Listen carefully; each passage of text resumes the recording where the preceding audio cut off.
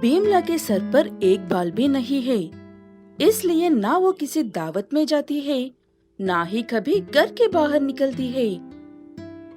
भीमला का पति कमल उसके इस बर्ताव से काफी परेशान होकर उसके लिए एक विग लेकर आता है। कमला, तुम हर रोज पिछले दिन से ज्यादा उदास लगती हो मुझे। मैं तुम्हें ऐसा नहीं देख सकता हूँ, इसीलिए मैं तुम्हारे लिए एक विग लेकर आया हूँ। इससे तुम्हें अच्छा महसूस होता है तो पहन लो। आप मेरे लिए सोच रहे हो? मेरे लिए यही काफी है जी। मैं कोशिश करूंगी इसे पहनने की, आप चिंता मत कीजिए। ऐसे कहते हुए एक दिन अच्छे से अपने सर पर विग लगाकर बाजार में निकलती है भीमला। उसे जितने भी लोग पहन चाहते थे वो सब आपस में गुसफुस कर रहे थे, लेकिन सीधे कोई नहीं कह रहा था। इस बात से भीमला बहुत अजीब महसूस कर रही थी। तभी वहाँ पर तेज हवा शुरू हो जाती है और उन हवाओं में भीमला का विग उड़ जाता है। जैसे ही उसका विग उड़ जाता है, सब उस पर हंसने लगते हैं। भीमला को ये बात बिल्कुल भी अच्छा नहीं लगता है और वो वहाँ से चली जाती है। पता नहीं लोगों को क्या मजा आता है हम जैसों पर हंसकर। ये बिल्कुल भी अच्छी बात नहीं है। ऐसे कहते हुए भीमला रोते हुए सो जाती है। सोने के बाद उसे नींद में सपना आता है। भीमला के सपना में एक परी आती है, उसके कोई भी एक इच्छा पूरी करने के लिए। बताओ भीमला, क्या इच्छा है तुम्हारी? मैं तुम्हारी कोई भी एक इच्छा पूरी करूंगी। जल्दी से बताओ, मेरे पास वक्त नहीं है।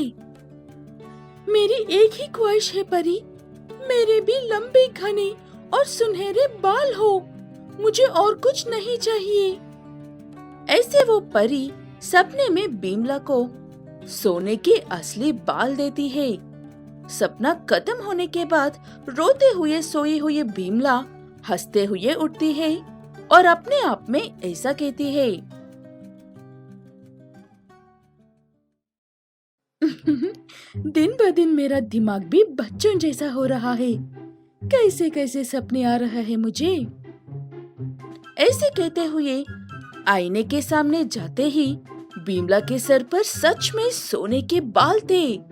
भीमला को अपनी आंखों पर विश्वास नहीं होता है, इसलिए वो अपने सर से कुछ बाल खींचकर देखती है। दर्द होने पर समझ में आते हैं कि वो असली बाल है और सोने की है। ये बात जानकर भीमला बहुत खुश होती है। अच्छे से तैयार होकर बाजार में निकलती है। बाजार में सब उसके ऊपर फिर से हंसने लगते हैं, लेकिन भीमला इस बार उन सबको जवाब देती है, काले विग उड़ रहे हैं, इसलिए सुनहरे विग पहनकर घूम रही हो भीमला। हा हा हा हा। आज नहीं तो कल हवा आएगी ना। मैं अब ऐसे ही बाहर निकलती रहूंगी। देखना इस बार मेरी जुल्फें उड़ती है या विग। ऐसे कहते हुए भीमला वहाँ से चली जाती है और घर पहुंचकर अपने पति को सारी बात बताती है। भीमला की बात सुनने के बाद कमल उसके कुछ बाल ले जाकर सुनार को दिखाता है। वो देखकर सुनार कहता है कि वो सोना है। भीमला और कमल थोड़े बाल बेचकर धनवान बन जाते हैं। बड़ा सा घर, बड़ी गाड़ी, सब कुछ बहुत अच्छे से चल रहा था। लेकिन जैसे ही बात कल्लू चोर को पता चलती है, वो भीमला के बाल चुराने के लिए आता है। यही सही मौका होगा। भीमला अकेली होगी और सो रही होगी। मैं जाकर उसके सारे सोने का बाल चुरा लेता हूँ। ऐसे कहते हुए चुपके से जाकर भीमला के सारी बाल काटकर चुराकर भाग जाता है। लेकिन वो बाल चोर के हाथ में आते ही साधारण हो जाते हैं। इस बात से अनजान बेवकूफ कल्लू चोर बार बार आता है और भीमला के बाल काटता जाता है। ऐसे कितनी बार करने पर भी बिमला के बाल वैसे की वैसे ही रहते हैं। कल्लू चोरी कर करके थक जाता है और बिमला के घर में ही सो जाता है।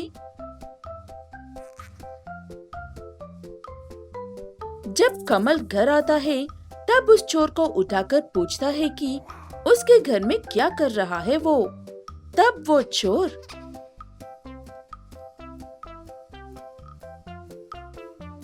मुझे नहीं करनी है तुम्हारे घर में चोरी।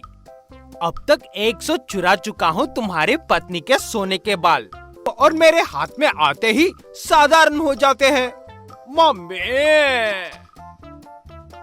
ऐसे कहते हुए कल्लू चोर रोते हुए वहाँ से चला जाता है। वो सब देखकर बिमला और कमला हंसने लगते हैं। उसके बाद उनके पता चलता है कि बिमला के बाल बिमला के अलावा कोई और इस्तेमाल नहीं कर सकते हैं।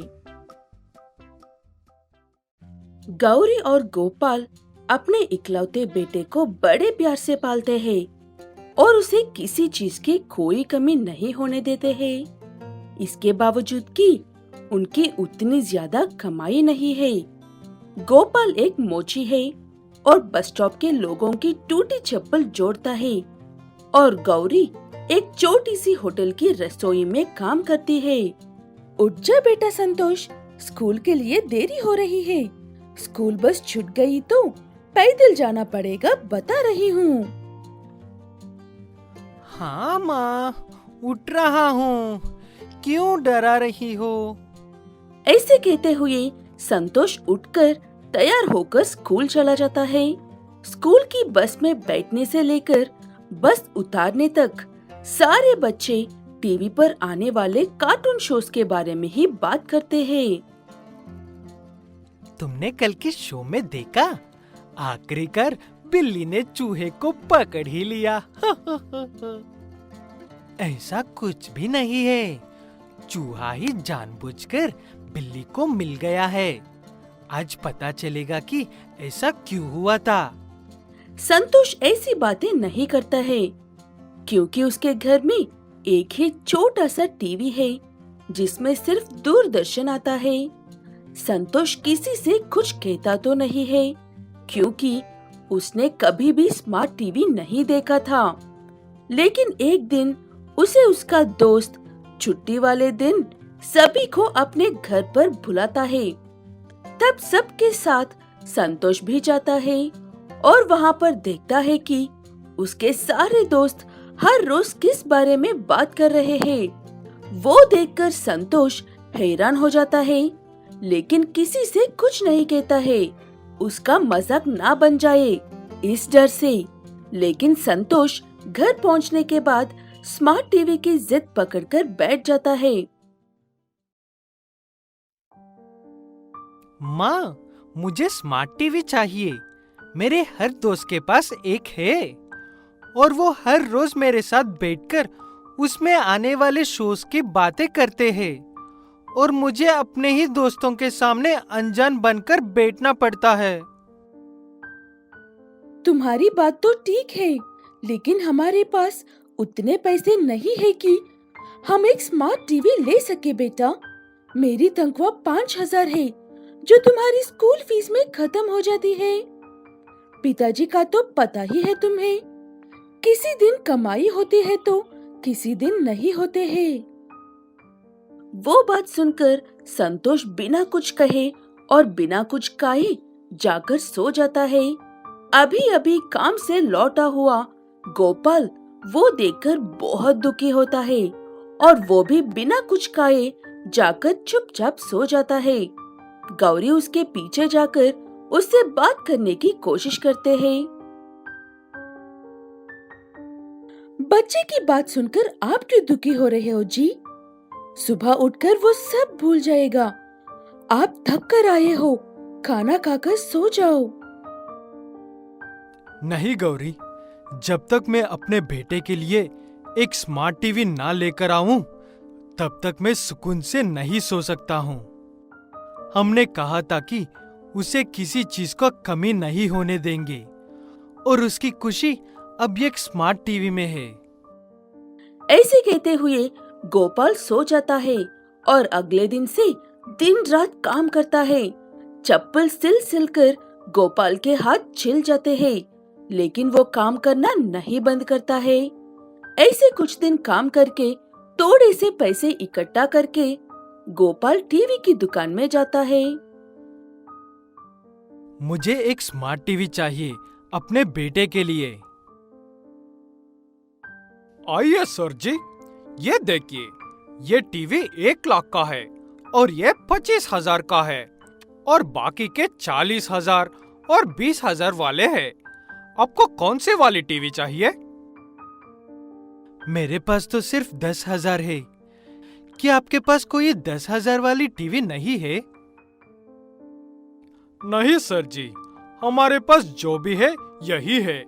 10,000 में वो क्वालिटी नहीं होता है, इसीलिए हम नहीं बेचते हैं।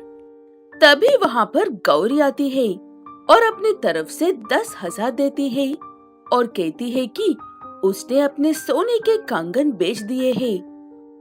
वो बात सुनकर टीवी की दुकान वालों को भी आंखों में आंसू भर लेता है और 20,000 वाली टीवी को 15,000 में ही दे देता है। दोनों टीवी लेकर घर पहुंचते हैं और संतोष के घर पहुंचने से पहले अपने घर में टीवी लगाकर रखते हैं। घर लौटने के बाद संतोष टीवी देखकर खुश होता है और सारी बात पता चलने के बाद दुखी भी होता है। माँ, पिताजी, मैं फिर कभी भी किसी चीज के लिए जिद नहीं करूंगा। अब जो कहोगे वही करूंगा। वो बात सुनकर गोपाल और गौरी भी काफी खुश होते हैं।